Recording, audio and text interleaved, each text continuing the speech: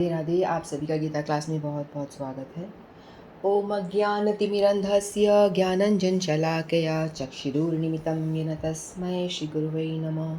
गुरुवे गौरचन्द्राय राधिकाय तदालय कृष्णाय कृष्णभक्ताय तद्भक्ताय नमो नमः।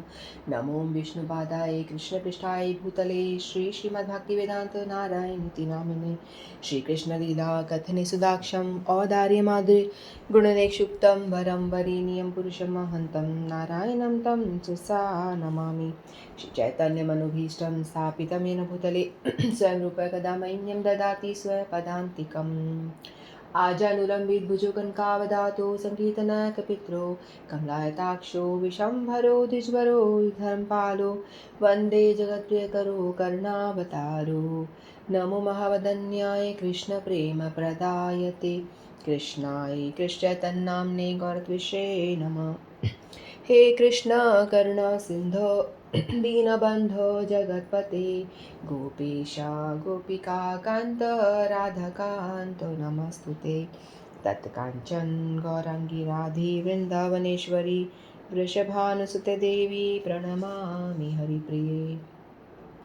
वाञ्छाकल्पतरुभ्यश्च कृपा सिन्धुभ्येव च पतितानां पावनेभ्यो वैष्णवेभ्यो नमो नमः। वृन्दाय तुलसीदेवी प्रियाय केशवश्च कृष्णभक्ति प्रजा देवी सत्यवती। ओ गॉड, मेरा माइक ऑफ था। हरे कृष्णा।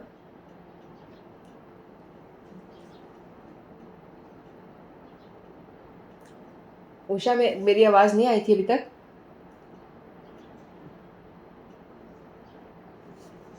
गुणनिक्षुप्तं वरं वरेण्यं पुरुषमहन्तं नारायणं तं शिरसा नमामि। श्रीचैतन्यमनुभीष्टं स्थापितं येन भूतले स्वयं रूप कदा मह्यं ददाति स्वपदान्तिकम्। आजानुलम्बितभुजो कनकावदातो सङ्कीर्तनकपित्रो कमलायताक्षो विशम्भरो द्विजवरो धर्मपालो वन्दे जगत्प्रियकरो करुणावतारो। नमो महावदन्याय कृष्णप्रेमप्रदायते कृष्णाय कृष्णचैतन्यनाम्ने गौरत्विषे नमः। हे कृष्ण करुणा सिन्धो दीनबन्धो जगत्पते गोपेशा गोपिका कान्त राधाकान्त नमस्तुते। तत्काञ्चन गौराङ्गी राधे वृन्दावनेश्वरी वृषभानुसुते देवी प्रणमामि हरिप्रिये। वृन्दाय तुलसीदेवी प्रियाय केशवश्च कृष्णभक्ति प्रजा देवी सत्यवते नमो नमः। वाञ्छाकल्पतरुभ्यश्च कृपा सिन्धुभ्येव च पतितानां पावनेभ्यो वैष्णवेभ्यो नमो नमः। हरे कृष्ण कृष्ण कृष्ण हरे हरे, हरे राम राम राम हरे हरे। हरे कृष्ण कृष्ण कृष्ण हरे हरे, हरे राम राम राम हरे हरे। जय जय श्री राधे श्याम। हरे कृष्णा। तो हम श्रीमद् भगवद गीता का अध्ययन कर रहे हैं। तो हम चतुर्थ अध्याय के हमने कल 5th श्लोक तक पूरा कर लिया था। तो जिसमें भगवान अर्जुन ने प्रश्न किया था कि सबसे पहले अर्जुन ने 4th श्लोक में प्रश्न किया था कि मैं कैसे मानूं कि विवस्वान जो इतने पुराने टाइम में करोड़ों वर्ष पूर्व हुए थे, तो आपने उनको ये ज्ञान दिया था, तो मैं ये चीज़ कैसे मानूं। तो भगवान ने बताया था 5th श्लोक में भगवान ने ये बताया कि ये ऐसा नहीं है कि मेरा और तुम्हारा ये पहला जन्म है। तुम्हारा और मेरा अनंत जन्म हो चुका है। हम बहुत बार हम पैदा हुए हैं और मर चुके हो तुम। भगवान तो मरते नहीं हैं, भगवान तो प्रकट और अप्रकट होते हैं। लेकिन भगवान कहते हैं कि तुम एक साधारण जीव को रिप्रेजेंट करते हो। तो जैसे एक जीव जन्म लेता है और मरता है, लेकिन उसे कुछ भी याद नहीं रहता, लेकिन उसका जो जीव जो होता है वो अपनी शरीर जो उसका होता है हार्ड मांस से बना होता है, और उसकी आत्मा और शरीर दोनों अलग होते हैं, पृथक होते हैं। देही और देह और देही, देही यानी आत्मा, देह यानी ये शरीर। देही और देह में अंतर होता है। लेकिन मैं जब भी जन्म लेता हूँ, मैं अपने सच्चिदानंद स्वरूप के साथ, अपने ओरिजिनल फॉर्म के साथ मैं इस धरती पर अवतार लेता हूँ। ओरिजिनल फॉर्म के साथ में आता हूँ और मेरी आत्मा और शरीर, देह और देही में कोई अंतर नहीं है। तो भगवान ने ये बताया। अब हम देखते हैं कि 6th में भगवान क्या बता रहे हैं, 6ठे श्लोक में भगवान क्या बोल रहे हैं। अजो अपि सन् अव्ययात्मा भूतानामीश्वरो अपि सन् प्रकृतिं स्वाम् अधिष्ठाय संविवाम्य आत्मया। अजोऽपि सन् अव्ययात्मा भूतानामीश्वरोऽपि सन् प्रकृतिं स्वाम् अधिष्ठाय सम्यवात्म आत्मया। तो श्री भगवान यहाँ बोल रहे हैं, यद्यपि मैं अजन्मा तथा अविनाशी हूँ और यद्यपि मैं समस्त जीवों का स्वामी हूँ, तो भी प्रत्येक युग में मैं अपने आदि दिव्य रूप में प्रकट होता हूँ। भगवान अर्जुन जी को ये बता रहे हैं कि मैं अजन्मा हूँ, कि मेरा कभी जन्म नहीं होता, मैं अविनाशी हूँ, ना मेरा कभी नाश होता है, ना मेरा कभी जन्म होता है, और मैं सभी जीवों का स्वामी हूँ, क्योंकि ये सृष्टि का निर्माण मैंने ही किया है, मैं ही इस पूरे ब्रह्मांड का मालिक हूँ। तो प्रत्येक युग में फिर भी मैं जन्म लेता हूँ, लेकिन जब मैं जन्म लेता हूँ तो अपने दिव्य रूप में ही लेता हूँ। ऐसा जो भगवान का जो शाश्वत स्वरूप है, वो भगवान का 2 हाथों वाला है, जिसमें कि भगवान ने बांसुरी पकड़ी हुई है, वो रूप है। तो भगवान कहते हैं कि मैं जब भी जन्म लेता हूँ तो मैं अपने दिव्य रूप में ही जन्म लेता हूँ। तो भगवान ने अपने जन्म की विलक्षणता बताई है। यद्यपि वे सामान्य पुरुष की भांति प्रकट हो सकते हैं, किंतु उन्हें विगत अनेक जन्मों की पूर्ण स्मृति बनी रहती है। भगवान जन्म लेते हैं तो उनको हमेशा हर जन्म के बारे में उनको याद होता है, चाहे वो कितने ही जन्म, करोड़ों जन्म ले चुके हों, लेकिन भगवान को अपने हर जन्म के बारे में सब कुछ याद रहता है। लेकिन जो अर्जुन है वो भूल चुके हैं, और हम जो जीव हैं, हम सब भी, हमें कुछ भी याद नहीं रहता। हमें जन्मों के बारे में तो छोड़ो, हमें सुबह क्या खाना खाया था वो भी याद नहीं रहता, और पिछले 2 दिन पहले मैंने क्या किया था, मैं कहाँ गई थी। कोई पूछे आपसे कि 2 दिन पहले तुम क्या कर रही थी, तो हमें अपने दिमाग पे जोर डालना पड़ता है कि मैं 2 दिन पहले क्या कर रही थी। अच्छा, मैं सुबह उठी, मैं वहाँ गई, फिर मैंने ये किया, तो बहुत दिमाग पे जोर डालना पड़ता है, तब जाके हम सोच पाते हैं कि 2 दिन पहले मेरा दिन कैसा गुजरा, मैं क्या कर रही थी और मैं कहाँ थी। तो हम जीवों की दशा ऐसी है, हमें कुछ भी याद नहीं रहता, लेकिन भगवान को तो अपना अनेक जन्म याद रहता है, क्योंकि वो दिव्य हैं, वो भगवान हैं। जबकि सामान्य पुरुष को कुछ ही घंटे पूर्व की घटना स्मरण नहीं रहती। यदि भी कोई पूछे कि एक दिन पूर्व इस समय तुम क्या कर रहे थे, तो सामान्य व्यक्ति के लिए इसका तत्काल उत्तर दे पाना कठिन होता है। इसको स्मरण करने के लिए अपनी बुद्धि को कुरेदना पड़ेगा कि वह कल इसी समय क्या कर रहा था। फिर भी लोग प्रायः अपने को ईश्वर या कृष्ण घोषित करते हैं। लोग भगवान की तुलना करते हैं कि मैं भगवान हूँ। ऐसे बहुत सारे लोग होते हैं ना, अपने आप को भगवान घोषित करते हैं। तो मनुष्य को ऐसी निरर्थक घोषणाओं से भ्रमित नहीं होना चाहिए। कई लोग कलयुग में ऐसे लोग हुए हैं जो अपने आप को भगवान मानते हैं।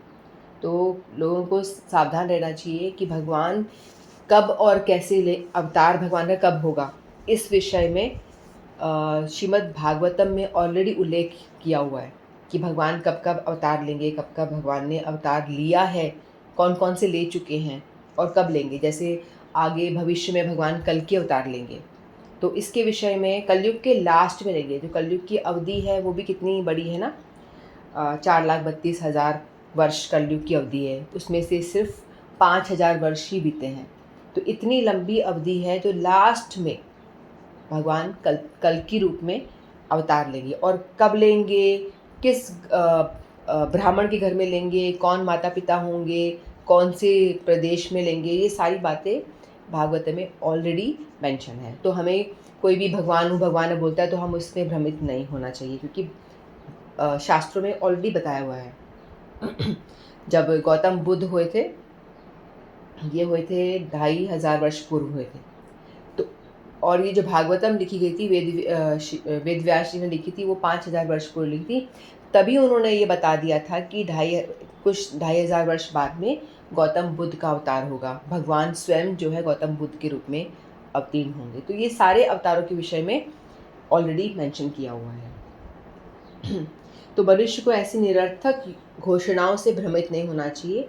जब भगवान दोबारा अपनी प्रकृति या स्वरूप की व्याख्या करते हैं, प्रकृति का अर्थ है स्वभाव या स्वरूप, ये माया जो होती है, जगत, इसको प्रकृति कहते हैं, हमारे स्वभाव को भी, स्वरूप को भी कहते हैं। तो भगवान कहते हैं कि वे अपने शरीर में प्रकट होते हैं, अपने वास्तविक स्वरूप में ही वो जन्म लेते हैं।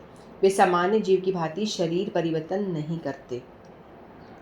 इस जन्म में बद्ध जीव का एक प्रकार का शरीर हो सकता है, अगले जन्म में दूसरा शरीर होता है। हमारा शरीर बदलता रहता है, कभी हम मनुष्य देह में भी कभी मतलब पुरुष बनते हैं, कभी स्त्री बनते हैं, और कभी हम कुत्ता बिल्ली के शरीर में भी जन्म लेते हैं। तो हम अलग अलग हर जन्म में हमारा शरीर डिफरेंट होता है।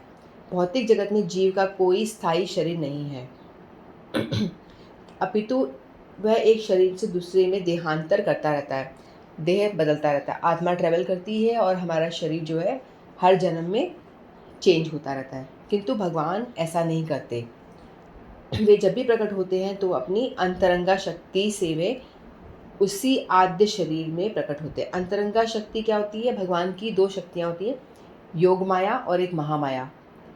महामाया जो होती है, जो हम लोगों को चलाती है, जैसे हम जो पूजा करते हैं ना दुर्गा माता की, और ये देवियों की जो पूजा करती है, ये सारी महामाया का रूप है। हम लोग बेसिकली महामाया की ही पूजा करते हैं, माया में और धंसने के लिए। ज़्यादातर हमने देखा है ना कि चलन ज़्यादातर देवी माता की पूजा का बहुत ज़्यादा चलन है। ये हमने पहले पढ़ा था ना कि जब भगवान का जन्म होता है तो उस टाइम पे भगवान के साथ में उनकी एक छोटी बहन भी पैदा होती है। भगवान के साथ में थोड़ी देर के बाद में एक उनकी छोटी सिस्टर होती है, जो माया, जिनको हम कहते हैं महामाया या योग माया। तो उन्हीं के दो स्वरूप हैं, एक है योग माया और एक है महामाया। जो महामाया है वो जेलर की तरह काम करती है, वो जेलर की तरह एक्ट करती है। जैसे जो भी लोग इस संसार में, हमारा इस संसार में जन्म हुआ है क्योंकि हम लोगों ने कुछ गलतियां करी हैं, हम भगवान से दूर हुए हैं, हमने अपने आप को भगवान की, तो हम कहते हैं कि हम ही भगवान ही क्यों भोगें सारा भोग, हम भी भोगेंगे। हमने भगवान से जब ईर्ष्या करी होती है तब हमारा जन्म हम लोग क्या करते हैं, इस संसार में फेंक दिए जाते हैं। और इस संसार में जब हम फेंक दिए जाते हैं तो यहाँ का जो बॉस, जेलर जो होती है, वो होती है महामाया। जो दुर्गा माता होती है ना, जो माता के 9 रूप होते हैं, वो महामाया ही कहलाती हैं। वो हमको एक जेलर की तरह एक्ट करती है। हमने देखा है ना, माता के हाथ में 3 त्रिशूल होता है, जिसमें कि 3 शूल बने होते हैं। वो उसी से उनको हम पनिशमेंट देती है। वो 3 शूल क्या होते हैं? हम कष्ट हमें 3 रूपों में आते हैं ना, आदि भौतिक, आध्यात्मिक और आदि दैविक। आदि दैविक जो कष्ट होते हैं वो देवताओं द्वारा दिए जाते हैं। कभी भूकंप आ गया, कभी बाढ़ आ गई, कभी सुनामी आ गई, जो देवताओं के द्वारा दिए जाते हैं, जो हमारे कंट्रोल के बाहर है। और दूसरा आध्यात्मिक कष्ट जो हमारे शरीर से हमें मिलते हैं, मानसिक कष्ट, शारीरिक कष्ट, ये आध्यात्मिक कष्ट। फिर आदि भौतिक कष्ट जो दूसरे हमको देते हैं, जैसे कोई मच्छर आके काट जाता है आपको, कभी आपको कोई आपका स्वजन, पड़ोसी या कोई भी, बाहर आप जा रहे हो, कुत्ते ने आपको काट लिया, तो ये जो दूसरे लोग कष्ट देते हैं, ये आदि भौतिक कष्ट होते हैं। तो इस तरह से जो माता के हाथ में 3 शूल होती है ना, ये हम लोगों को हमारे कर्मों के हिसाब से हमें मिलते रहते हैं। जैसे हम कर्म करते हैं उस हिसाब से हमें माता, यानी भगवान कह लो, माता भी भगवान की ही एक वो है, एजेंट हैं, तो उनके हिसाब से हमें कष्ट मिलते हैं। लेकिन जो भगवान होते हैं उनकी अंतरंगा शक्ति होती है। अंतरंगा शक्ति यानी योग माया, जो भगवान को हेल्प करती है, लीला करने में भगवान की वो हेल्प करती है, और जीवों की भी वो हेल्प करती है। यदि जीव भगवान की ओर बढ़ना चाहता है, भगवत भक्ति करना चाहता है, तो वो जीव को हेल्प करती है भगवान से मिलाने में, तो वो योग माया कहलाती है। तो भगवान की 2 शक्तियाँ, योग माया और महामाया, और वही अंतरंगा शक्ति, योग माया शक्ति ही भगवान की हेल्प करती हैं। जब भी वो अवतार लेते हैं तो उनकी लीला में वो हेल्प करती हैं, मदद करती हैं। दूसरे शब्दों में श्री कृष्ण इस जगत में अपने आदि शाश्वत स्वरूप में 2 भुजाओं में बांसुरी धारण किए अवतीर्ण होते हैं। तो भगवान का जो शाश्वत रूप है वो 2 भुजाओं वाला, जिसमें कि वो बांसुरी बजाते हुए जन्म लेते हैं, प्रकट होते हैं। यद्यपि वे अपने इसी दिव्य शरीर में प्रकट होते हैं और ब्रह्मांड के स्वामी होते हैं, तो भी वो ऐसा लगता है कि वो सामान्य जीव की भांति प्रकट हो रहे हैं। यद्यपि उनका शरीर भौतिक शरीर की भांति क्षीण नहीं होता, फिर भी वह प्रतीत होता है कि भगवान बालपन से कुमारावस्था और कुमारावस्था से तरुणावस्था को प्राप्त होते हैं। हमने देखा है ना कि हमने चैप्टर 2 में 13वें श्लोक में हमने पढ़ा था ना, ये श्लोक हमने पढ़ा था, यदि आपको याद हो, देहिनो यस्मिन् यथा देहे कौमारम यौवनम जरा तथा देहांतर प्राप्ति धीरस्तत्र न मुह्यति। इसमें हमने देखा कि हम जन्म लेते हैं, आत्मा जन्म लेता है, फिर वो छोटा बच्चा होता है, फिर वो थोड़ा बड़ा होता है, फिर किशोर अवस्था में होता है, फिर वो युवा अवस्था में आ जाता है, फिर उसके बाद में वो बूढ़ा हो जाता है, वृद्ध शरीर उसको मिलता है, उसके बाद में वो धीरे धीरे वो शरीर बीमार होता है, उसके बाद में उसकी मृत्यु हो जाती है। तो ये हमने प्रोसेस सीखा था दूसरे अध्याय में 13वां श्लोक में ऐसा बताया। लेकिन हम भगवान जब जन्म लेते हैं, हम देखते हैं भगवान जन्म लेते हैं, बालक होते हैं, शिशु होते हैं, फिर वो किशोर अवस्था में आते हैं, फिर वो युवा अवस्था में आते हैं। लेकिन उसके बाद में कभी हमने देखा है भगवान कृष्ण की कोई बूढ़ी तस्वीर दिखती हो, वृद्ध तस्वीर?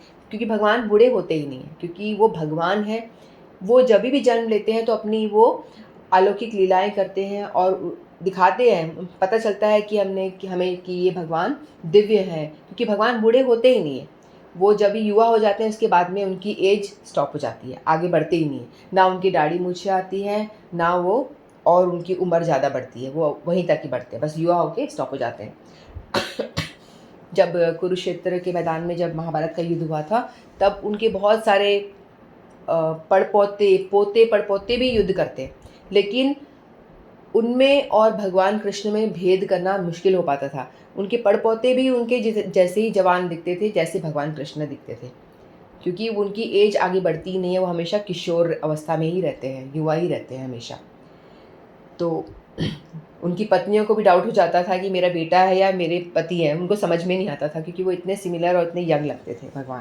क्योंकि भगवान दिव्य हैं तो वो बूढ़े नहीं होते। किंतु आश्चर्य तो ये है कि कभी युवावस्था से आगे नहीं बढ़ते भगवान। कुरुक्षेत्र के युद्ध के समय उनके अनेक पौत्र थे। यहाँ दूसरे शब्दों में वे भौतिक गणना के अनुसार काफ़ी वृद्ध थे। वैसे भगवान जो है आदि पुरुष हैं, सबसे वृद्ध पुरुष हैं, लेकिन तो भी वो युवा ही दिखते हैं, कभी बूढ़े नहीं होते। उन पे काल का इफेक्ट नहीं पड़ता, क्योंकि काल भी जो है उनके अंडर में एक्ट करता है, समय जो है उनके अंडर में ही चलता है। फिर भी वे 20-25 वर्ष के युवक जैसे लगते थे। हमें कृष्ण की वृद्धावस्था का कोई चित्र नहीं दिखता, क्योंकि वे कभी भी हमारे समान वृद्ध नहीं होते। यद्यपि वे तीनों काल में, भूत, वर्तमान तथा भविष्य काल में सबसे वयोवृद्ध हैं, तीनों में सबसे बड़े वही हैं। ना उनका शरीर ना ही बुद्धि कभी क्षीण होती है ना बदलती। उनकी बुद्धि भी क्षीण, हम लोग जन्म लेते हैं तो हमारी शक्ति, हम शक्तिवान अपने आप को फील करते हैं ना, ऊर्जावान। हम जवान होते हैं तो हमारे अंदर बड़ी शक्ति होती है, बड़े बड़े मोटे मोटे बक्से उठा लेते हैं, बड़े बड़े चीज़ हम उठा लेते हैं। लेकिन जैसे जैसे हम बूढ़े होने लगते हैं तो हमारी शक्ति धीरे धीरे क्या होती है, क्षीण होती रहती है। तो हमसे कुछ काम भी नहीं होता, उठाना तो छोड़ो, हम अपने घर के छोटे मोटे काम करने में भी हम असफल होते हैं, और हमें किसी की हेल्प चाहिए होती है, भाई ये उठा दे, ये कर दे, ऐसे, क्योंकि हमारी शक्ति क्षीण होने लग जाती है, धीरे धीरे कम होने लगती है। लेकिन भगवान की शक्ति हमेशा बनी रहती है एज इट इज़, क्योंकि भगवान की शक्ति उनके अंडर में है, कंट्रोल में है।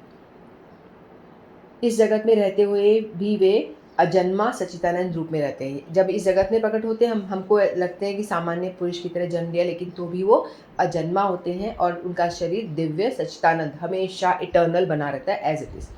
तो उनके दिव्य शरीर तथा बुद्धि में कोई परिवर्तन नहीं आता, उनकी शक्ति कभी क्षीण नहीं होती, उनकी बुद्धि हमेशा तीव्र रहती है। हमारी बूढ़े होते तो हमारी बुद्धि जो है वो कम हो जाती है, सोचने समझने की शक्ति हमारी धीरे धीरे कम हो जाती है।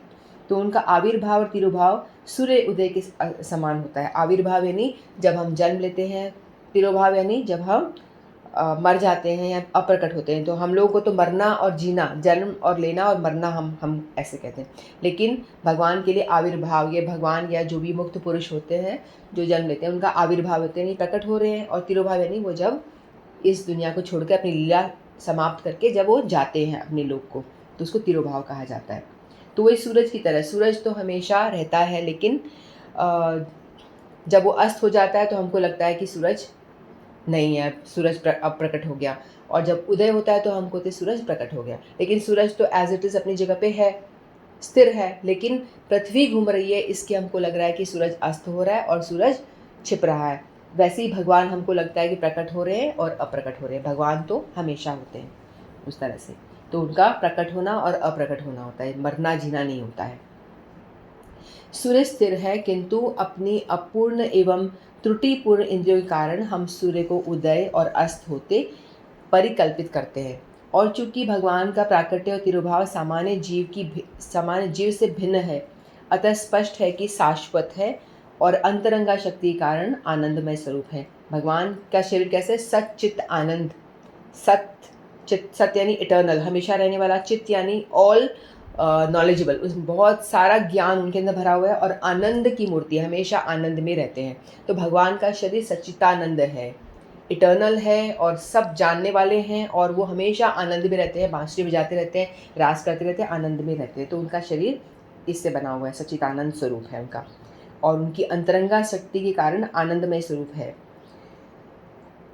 इस भौतिक प्रगति द्वारा कभी भी कलुषित नहीं होता। और हम जैसे यहाँ पे आते हैं तो हम माया के संसर्ग में आते हैं, तो हम लोग मतलब हम गिर जाते हैं, मतलब हमारे एक्टिविटीज़ गिर जाती है, हम गलत काम करना शुरू करते हैं। लेकिन भगवान की माया जो शक्ति है ना, जो भगवान की ही शक्ति है, तो भगवान माया के संसर्ग में आते हैं तो भी उन्हें कोई फ़र्क नहीं पड़ता, वो बिल्कुल एकदम अछूते रहते हैं, उनसे माया से बिल्कुल टच में नहीं आते वो।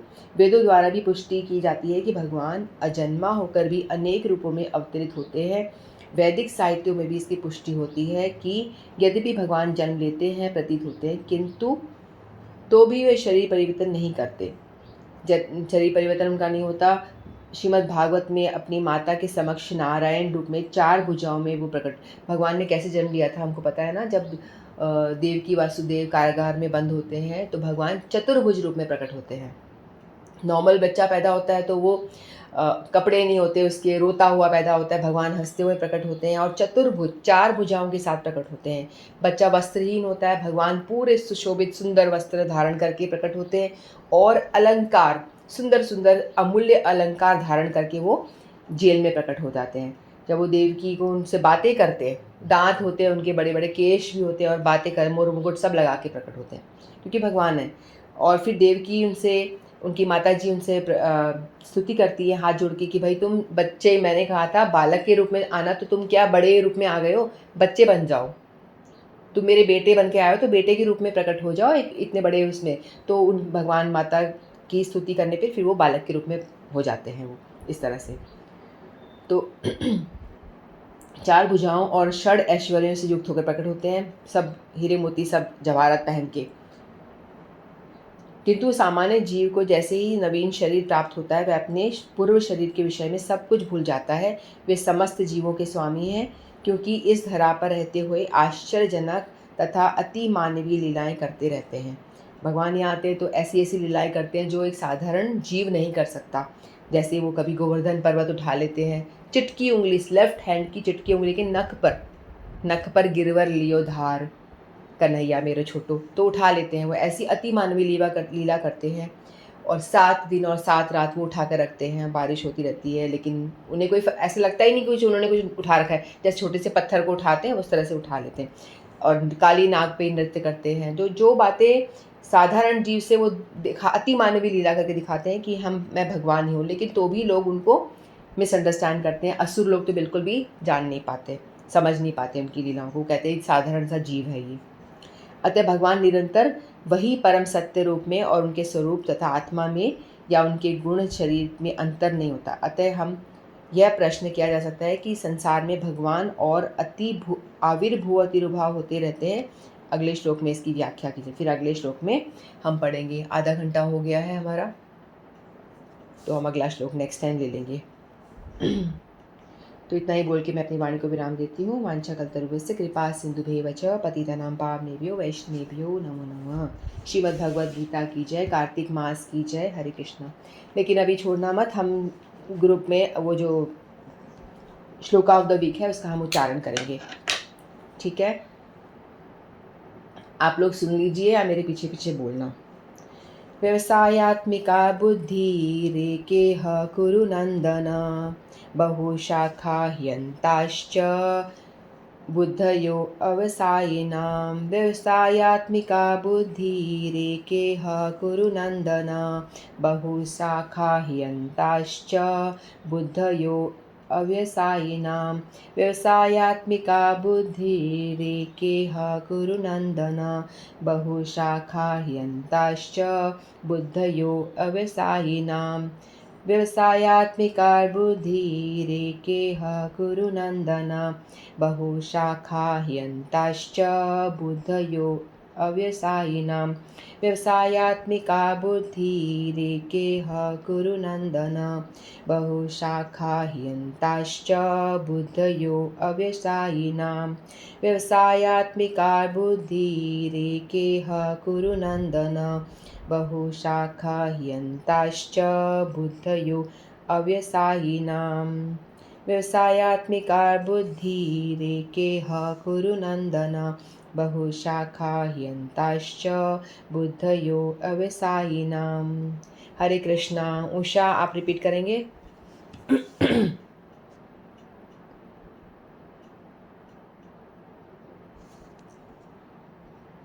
हैंड रेज करना। हरे कृष्णा। हरे कृष्णा।